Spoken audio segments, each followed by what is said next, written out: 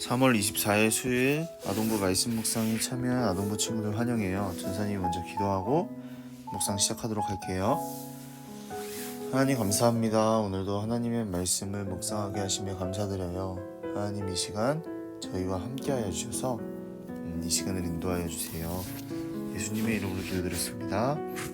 아멘. 네, 오늘은 예루살렘이 망하는 날이라는 제목으로 누가복음 21장 말씀을 한번 묵상해 볼 거예요. 우리도 오늘도 총 3번 묵상할 건데, 처음 묵상할 때는 각 그림의 군대, 파괴, 포로라는 단어를 넣어서 우리 첫 번째 묵상을 한번 시작해 보도록 할게요. 우리 같이 읽겠습니다. 시작. 예루살렘이 군대에 포위당하는 것을 보면 예루살렘의 파괴가 곧 다가왔다는 것을 깨달아라. 그때 유대에 있는 사람들은 산으로 도망하여라. 예루살렘 안에 있는 사람들은 빨리 빠져나가거라. 시골에 있는 사람들은 예루살렘 안으로 들어가지 마라. 그것은 이 날이 바로 징벌의 날이기 때문이다.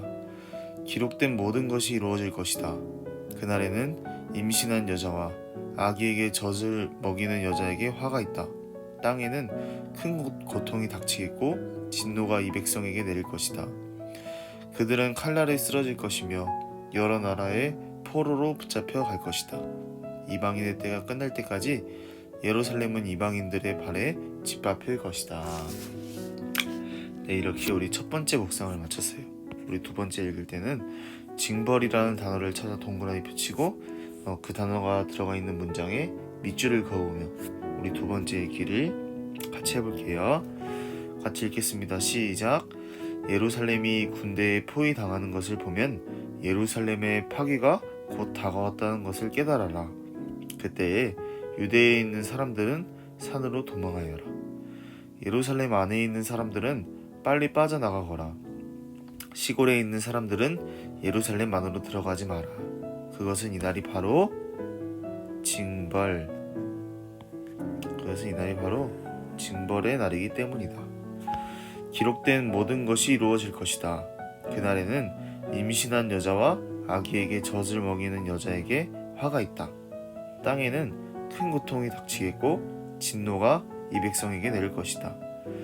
그들은 칼날에 쓰러질 것이며 여러 나라의 포로로 붙잡혀 갈 것이다. 이방인의 때가 끝날 때까지 예루살렘은 이방인들의 발에 짓밟힐 것이다. 우리 이렇게 두 번째 묵상을 마쳤어요. 세 번째 읽을 때 본문에 흐린 글씨가 지나게 되도록 겹쳐 쓰고 아래 문장을 완성하며 우리 세 번째 읽기를 시작해 보도록 할게요. 우리 같이 읽겠습니다. 시작. 예루살렘이 군대에 포위당하는 것을 보면 예루살렘의 파괴가 곧 다가왔다는 것을 깨달아라. 그때 유대에 있는 사람들은 산으로 도망하여라. 예루살렘 안에 있는 사람들은 빨리 빠져나가거라. 시골에 있는 사람들은 예루살렘 안으로 들어가지 마라. 그것은 이 날이 바로 징벌의 날이기 때문이다. 이제부터 우리 같이 써볼게요. 기록된 모든 것이 이루어질 것이다.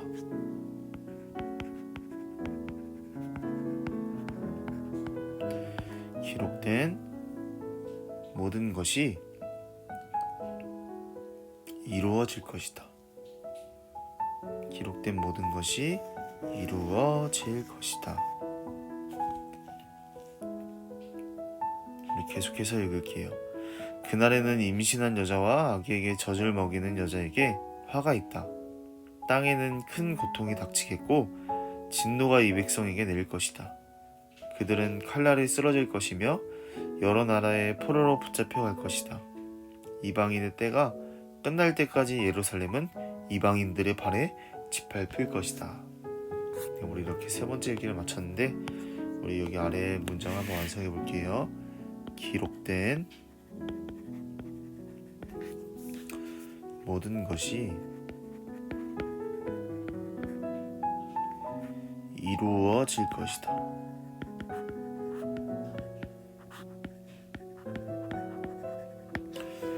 기록된 모든 것이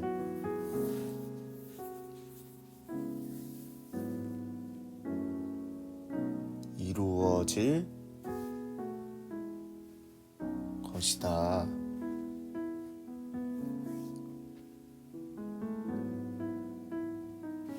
네, 말씀을 이해해요. 전사님 읽어줄게요. 이스라엘 사람들은 하나님의 성전이 있으니 예루살렘이 망할 리가 없고 예루살렘에 있으면 안전하다고 생각했어요. 하지만 예수님은 제자들에게 예루살렘이 군대에 둘러싸이면 곧 망한다는 표시라고 알려주셨어요. 제자들을 예수님 말씀을 새겨 듣고서 예루살렘과 성전이 파괴되기 전에 빠져나갔어요. 하지만 예루살렘에 있던 사람들은 엄청나게 어려움을 겪다가 목숨을 잃거나 로마 군대에 잡혀서 노예로 팔려갔어요. 전사님 오늘 말씀을 읽으면서 내가 어떠한 상황을 보고 판단하고 그러면서 살아가는 것이 아니라 내가 잠잠히 하나님을 바라보며 그렇게 삶을 살아가야 되지 않나라는 생각을 하게 되었어요. 나에게 고민이 있을 때도 하나님께 조용히 기도하고 하나님의 말씀을 조용히 묵상하며 하나님께 의지를 해야 된다는 사실을 그래야 한다는 것을 전사님이 오늘 말씀을 읽으면서 느끼게 되었어요. 이건 전사님의 묵상이고 우리 친구들이 오늘 말씀을 읽으며